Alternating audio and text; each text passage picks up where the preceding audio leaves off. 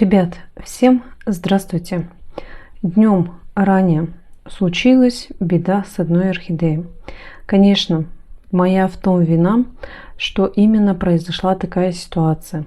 Я хочу вам обязательно все показать и рассказать, чтобы вы не совершали таких ошибок. И в основном для новичков моего канала, если вы сейчас видите, какое большое количество у меня идет и будет идти в дальнейшем в плане лечения и реанимации, не бойтесь. Я не совсем уж такая руки-похоруки у меня.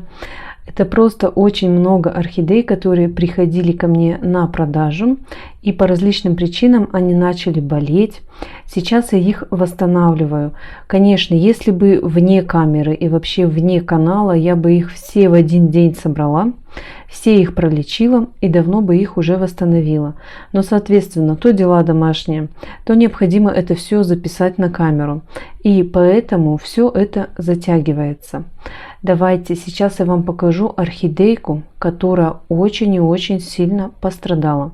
Но я думаю, что своими действиями и правильными решениями я смогу ей, конечно же, помочь. Вот она, ребят, моя бедолажечка. Изначально я вам расскажу, что с ней случилось. Как вы видите, у нее обработан ствол. Соответственно, здесь была черная гниль на шее. 16 октября я ее пролечила. Это уже прошло 2 месяца. И орхидея чувствовала себя нормально, адаптировалась, стояла именно на адаптационном окне. Корневая гниль, которая у нее изначально была, я ее восстановила. Все было хорошо, все было нормально. Решила я ее вчера переставить на реанимационное окно, там, где потеплее. И хотела обработать ее абероном повторно. Конечно, ранее я ее обрабатывала, но когда я с адаптационных окон их переношу на какие-то свои, я их еще раз для профилактики обрабатываю именно инсектоакарицидом аберон. В наличии есть, обращайтесь. Стояла она вот так и была наклонена немножко в бок. Я ее за листья взяла, начала ей листики протирать, обрабатывать. И видите, невзначай крутанула так. Я вообще крутила ее за листья, вертела. И крутанула так, что оторвала ей прям голову, как я это решила назвать. Весь ствол, он остался у меня в руках. Вообще, ребят, если честно, хотелось плакать. Было очень жалко орхидейку. Такого случая у меня, конечно, ни разу не было. Это первый случай. Было всякое разное. Но чтобы я отрывала им голову, такого, конечно, никогда не было. Ну что ж, плачь не плачь, а дальше орхидее необходимо помогать. Соответственно, я место надлома обработала Максимом. И она у меня сейчас сутки стоит и подсыхает. Также это место я его обработала, ведь это живая ткань. Необходимо обязательно, чтобы никакая зараза сюда не проникла. Дальнейшие мои действия будут какие? Это, соответственно, остается пенек. И он еще будет жить ровно до тех пор, пока у нас есть вот эти зеленые, здоровые, нормальные корешочки. Как только они пропадут, вот если все пропадут, ровно так же, как эти, его уже можно будет выкидывать. А пока эта орхидея способна будет давать деток. Здесь у них по стволу внизу есть почки. И из этих почек именно нарастают деточки. Уход за ней будет ровно такой же, как за обычной орхидеей. Ничего другого я ей предлагать не стану. Полив также в поддон, никакого погружения, потому что это мох. Всегда я поливаю именно такие орхидеи. Вот если грунт разделить на 3 части, когда у меня мох намокает на 1/3, все, этого полива ей будет достаточно. Ну и здесь кашпо как раз такое, что в нем прямо и поливаем. Также можно давать какие-то стимулирующие препараты. Естественно, фунгициды уже ей не даю, потому что я заболевание, вот эту черную гниль пролечила. Его больше нет. Удобрениями пичкать также смысла его нет. И вот здесь вот, если посмотреть, видите, корешочки, они все хорошие, твердые, нормальные. значит, побороться за этот пенечек можно. Как только у меня мох просохнет, я сразу ее буду поливать.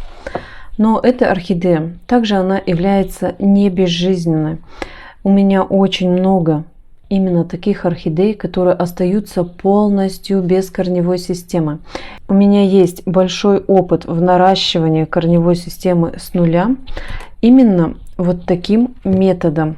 Буквально недавно в этом видео можете посмотреть, что я с ней делала. Я, кстати, орхидеечку перевела из бутылки 0,5 в литровую бутылку только вчера, потому что смотрю, что вот этот длинный корешок, он начал уже упираться в стенку. Все, значит, места мало, даю ей больший объем. И давайте посмотрим внутри. Также у нас нарос еще один корешочек. Прошло 12 дней, и вот такой очень хороший результат. Сейчас у нее здесь раствор с радифармом стоит, все хорошо наращивает. И соответственно то же самое я буду предлагать этой орхидее. Единственное, что сейчас хочу сюда добавить, это вот такой Vitalizer HB101. Можно брать, в принципе, любой стимулирующий препарат. Сейчас, как я ранее сказала, никакие фунгицидные ей не нужны, потому что вся у нас грибковость, все заболевание, оно прошло. Сейчас стимулируем ее на наращивание корневой системы. Вот такой флакончик 6 мл. Всего лишь 1 капелька на 1 литр воды. Все тщательно перемешиваю. Орхидею с подсушенным стволом устанавливаю в бутылку. Очень вкусно и очень приятно пахнет. Данный Vitalizer мне нравится.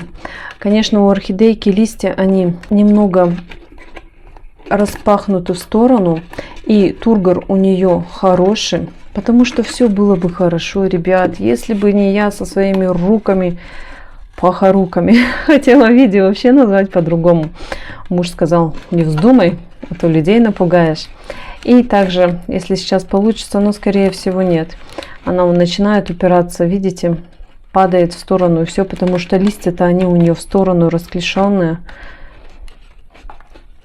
Ладно, пусть пока стоит вот так.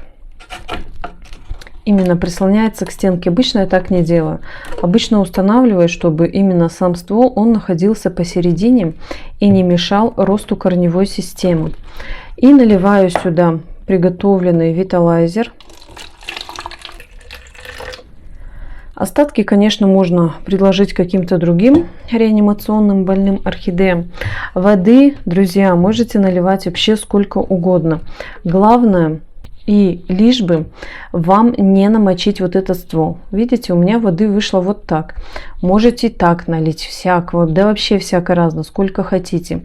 Главное, чтобы не намочить это место, этот ствол. Иначе он у вас потом в данной тепличке начнет гнить и портиться. И вот так не плотно прикрываю. Могу, конечно, совсем закрыть плотно.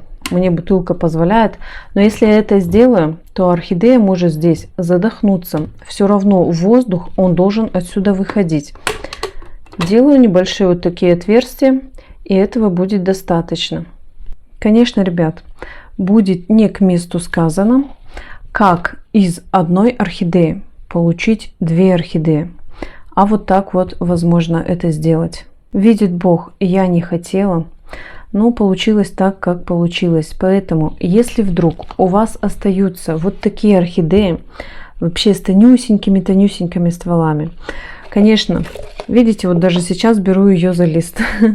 Но как-то вот привычка у меня выработалась вот такая все. Теперь, конечно, буду знать и буду себя по рукам шлепать, чтобы больше так не делать. Соответственно, берите, не старайтесь брать орхидеи за листья, берите их за горшки. И тогда у вас не будет такого горя, как случилось у меня с данной орхидеей. Теперь уже разъединенная орхидея будет расти у меня именно вот так. Одна часть как пень, а другая часть именно в тепличке, но без корней. Абсолютно буду наращивать их с нуля. Ставлю вот на это реанимационное окно, Постоянно, как и ранее сказала, буду делать полив именно с какими-то стимулирующими препаратами. И думаю, что орхидея не заставит себя долго ждать. Я вижу, насколько она хотела жить, как она быстро прошла этап восстановления с черной гнили. Значит, силы у нее есть, и жить она хочет. Хорошо, что у них есть второй шанс на эту жизнь. Не то, что у нас, у людей. Я надеюсь, конечно, что больше в моей практике такого никогда не случится. Первый раз случилось, о чем я очень сильно сожалею. Все, ребят, спасибо большое за просмотр. Буду за ней дальше ухаживать. А вы не сотворяйте моих ошибок. Всем всего самого доброго. Всем пока.